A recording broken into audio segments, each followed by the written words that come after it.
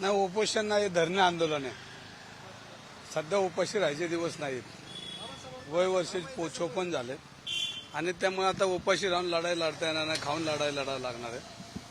पण ह्याच्यामध्ये बघा, हा भारतीय जनता पार्टी रवी धंगेकर युद्ध नाही, पण जे लाभार्थी लोक आहेत ते आज रस्त्यावर येताना दिसत आहेत.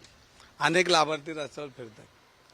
आता त्याच्यावर मी बोलणार नाही. मी कालच सांगितलं की मी फक्त जैन मंदिर आणि रवी धंगेकर, जोपर्यंत जैन मंदिरची सुटका होत नाही आणि जो बिल्डरांच्या जाळ्यात अडकून पडलेला आहे आणि ज्यांनी त्याला सपोर्ट केला ते मुरलीधर मोहोळ आणि यांच्यावर मी बोलणार आहे. आणि बोलत असताना आपण बघितलं की काल मुरलीधर मोहोळ त्या ठिकाणी गेले, काय बोलले हे माहीत नाही, पण एक नक्की घेतलं की तिथल्या लोकांनी त्यांना हाकलून दिलं. अनेक महिला भगिनी त्यांच्या अंगावर धावून आल्या. थोडी लाज असेल तर त्यांनी हा विषय सोमवारपर्यंत गोखले बिल्डरशी बोलून आणि ज्या संचालक मंडळाने हा गैरव्यवहार केला आहे यांच्याशी बोलून सोमवारपर्यंत हा विषय त्यांनी मिटवला पाहिजे. आणि जर मिटला नाही तर ही जोपर्यंत हे जैन मंदिर जे गतिमान सरकार म्हणतो आपण, गतिमान भूखंड व्यवहार, ह्या गतिमान भूखंड व्यवहारामध्ये मुरली मोहोळांची हस्तक आणि मुरली मोहोळांचे असलेले आशीर्वाद ह्याच्यामुळं ज्या स्पीडने तो व्यवहार झाला त्या स्पीडने एका तासात सगळे एकत्र बोलून एक डीड केलं तर हा विषय संपवून परत संचालक मंडळाला जागा मिळते. जैन समाजाचं मंदिर जे घाण ठेवलंय, जो डाग लागलेला आहे, हा डाग पुसला जाईल. मुरली मोहोळ आणि माझे काय बांधायला नाही, वैयक्तिक भांडण नाही, पण विकृतीवर मला बोलावंच लागेल आणि विकृतीवर जर नाही बोललो तर पुढची पिढी आपल्याला माफ करणार नाही. आणि जर काय त्यांची चूक आहे, जे आज लाखो विद्यार्थी त्या ठिकाणी शिकून मोठी झाली, तर आज जैन समाज हा बोलत नाही तर तो घाबरतो या सिस्टीमला. कारण शेवटी त्यांच्या व्यवसाय येईन, घरावर येईन, दारावर येईन. कारण मी भोगतोय ते, पण ते आता माझा विषय जाऊ द्या, मी तर काय शेवटी राजकारणात आहे, मला तर हे सगळं करावंच लागतं. पण काही लोक घाबरून बोलत नाही. पण आज जैन समाजामध्ये जो असंतोष आहे, त्यांच्यामध्ये असलेली तडफड आहे, ही तडफड साधू आपल्या समोर सगळे त्यांचे साधू लोक आपल्या पुढे मांडतायत. कारण यांनी हे जर थांबत नसणार आहे तर मी आजच ट्विट केलं की उद्यापासून मी धरणे आंदोलन करणार आहे. आणि ह्याच्यातून जेणेकरून समाजाची सगळी जनता ही रस्त्यावर आली पाहिजे आणि त्यांना जाब विचारला पाहिजे. आणि ह्याच्यासाठी मी उद्या बसणार नाही. पण भाजपचे नेते, दुसरे सभागृह नेते, त्यांनी म्हटलंय की तुम्ही जैन मंदिरासाठी ज्या पद्धतीने लढताय त्याच पद्धतीने तुम्ही पण वक्फ बोर्डाच्या काही जमिनी ज्या आहेत त्या घेतलेल्या होत्या आणि तुमच्या केसेस दाखल आहेत, असं बीडकर म्हटले. दोन गोष्टी बोलतो मी, ह्याच्यावर जास्त बोलणार नाही. दोनच गोष्टी बोलणार आहे आणि ह्यांचा माझा फोकस मला मोहोळ आणि जैन मंदिर ह्याच्यापुढे आता ह्या दोनच शब्द बोलणार आहे. त्यांनी असं सांगितलं की वक्फ बोर्डची जागा मी खाल्ली. हा विषय आत्ताचा नाही, हा विषय जुना आहे. पण मी कोणाची खाल्ली तर वक्फ बोर्डची झाली. राग कोणाला आला तर धर्मवीर धीरज घाटेला राग आला. राग कोणाला आला तर धीरज घाटे साहेबांना आला, धर्मवीर. मी जागा कोणाची खाल्ली असं त्यांचं मत आहे, तर वक्फ बोर्डची. राग कोणाला आला, अल्पसंख्याकांचा पोलका कोणाला आला तर धीरज घाटे धर्मवीरांना आला. हा एक प्रश्न उत्तर त्यांनी कधीतरी द्यावं. मी आता तो विषय नंतरचा आहे. आणि दुसरं, कमला नेहरू बाल संगोपनामधलं पोरग काय बोलतंय ह्याचं मला काय घेणं देणं नाही. जे कमला नेहरू मधनं दत्तक घेतलेलं पोरग आहे ते पोरग काय बोलतंय त्याच्यावर आता मी बोलणार नाही. आता ह्या विषय आपल्याला थांबवला लागेल, कारण माझा विषय हा जैन मंदिराचा आहे आणि कुठेही दत्तक घेतलेली पोरं कमला नेहरू मधली त्याच्यावर आता मी बोलणार. एकनाथ शिंदे तुम्ही म्हणताय मी बोलतो, एकनाथ शिंदेना बोलतो, काय सांगतो आमच्या दोघांचा संबंध. बरं आता भाजपवाले काय म्हणतात त्याला अर्थ आहे का? जैन मंदिराची जागा सोडणं एवढाच विषय. माझे आणि शिंदे साहेब जे आम्ही बोलणार आहेत ती चर्चा आता बाजूला फरकडत नेण्यापेक्षा जैन मंदिर आणि जैन मंदिर माझ्यावर जैन लोक संपूर्ण देशभरात आंदोलन करणारे निवडणुकीच्या पार्श्वभूमीवर. नाही, या निवडणुका येतच जातात. 2 वर्षांनी लोकसभा येते, त्या 2 वर्षांनी महानगरपालिका येते, विधान, त्याचा ना विषय. हा विषय विकृतीचा विषय. आणि प्रत्येक स्वाभिमानी भारतीय जनता पार्टीचा कार्यकर्ता आहे रवी धंगेकर बरोबर. जे लाभार्थी आहेत, ज्यांना काहीतरी पाहिजे, ज्यांना टेंडर पाहिजे, ज्यांना तिकीट पाहिजेत, ज्यांनी हा बोगस व्यवहार केलेला आहे, ह्या लोकांना मुरलीधर मोहोळ लागतात. आणि जी चांगली लोक आहेत ह्यांना मुरलीधर मोहोळला नाही. हा विकृतीला त्यांचा विरोध आहे. आणि कुठल्या माणसाला असं वाटेल की जैन मंदिर हडप करतात आणि त्याला गोखले, बडेकर आणि मोहोळ त्या प्रक्रियेमध्ये आहेत, त्यात लपून राहिलेलं नाही. आणि अजूनही तुम्हाला हे सगळे गोखलेंचे प्रताप सगळे प्रताप अजून मला सुरुवात आहे माझी.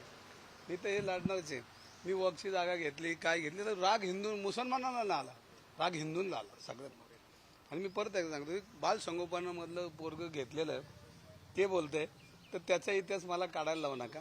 आणि मग मी किती आमकं केलं तमकं केलं तर ते त्यांचा हिशोब नंतर करू. आता काय ते ही वेळ नाही त्यांचा हिशोब करू. आता हे सगळ्या पार्श्वभूमीवरती तुम्ही एकनाथ शिंदेने भेटणार आहात का? आज एक कार्टून छापून आले की एकनाथ शिंदेनी तुम्हाला खांद्यावरती घेतले आणि तुम्ही मोहांवरती वार करता. हा सगळ्यांचा केविलवाणी प्रयत्न आहे. हे दंगेकरशी लढतच नाहीये. हे जैन मंदिर बद्दल बोलत नाही. दंगेकर किती वाईट आहे ना ह्याच्यावर बोलतात. दंगेकर वाईट आहे जाहीर केलं मी, तुम्ही वाईट तर वाईट, तुम्ही आमका तर तामका, तुम्ही भ्रष्टाचार तर भ्रष्ट. मी म्हणतो ना तुमच्या शब्दाला नाकार दिलाय का, पण जैन मंदिरचं काय झालंय ह्याच्यावर कोण बोलतच नाही. ह्याच्यावर बोलण्यासाठी कुणीतरी धाडस करून जे हस्तक आहेत मुरलीधर मोहोळचे मुरलीधर मोहोळ काल तिथे ते जैन मुनींना भेटून आले. त्याच्या आधी काल ते परवा मुख्यमंत्र्यांना भेटले होते. 1 तारखेपर्यंत विषय मिटवू. हा एक तारखेपर्यंत विषय मिटवू. मग 18 दिवसात हे जर बोलले असते तर ही वेळ त्यांच्यावर आली असती का. आणि काल मग लोकांनी हाकलून देण्यापर्यंत तुमच्याच क्लिपमध्ये लोकांनी हाकलून दिलं. लोक फक्त आता पुढचे हातवारे करायचेच राहिले होते, बाकी सगळे प्रकार संपलेत.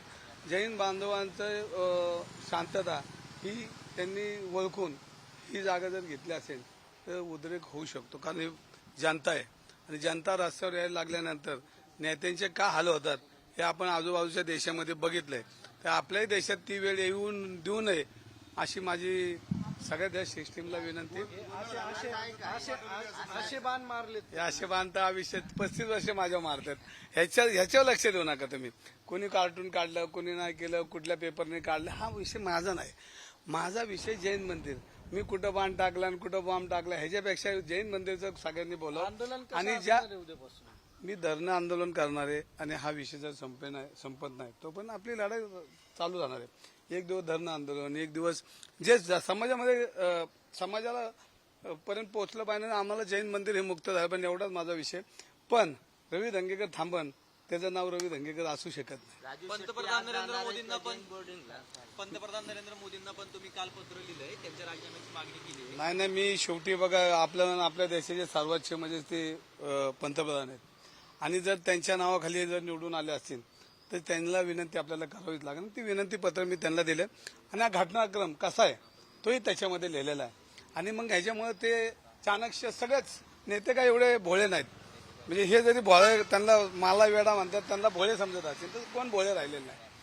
एक माझ्या माहितीप्रमाणे ह्या देशामध्ये मोदी साहेब काम करतात त्यांच्यावर विश्वास ठेवून लोकांनी त्यांना परत पंतप्रधान केलंय.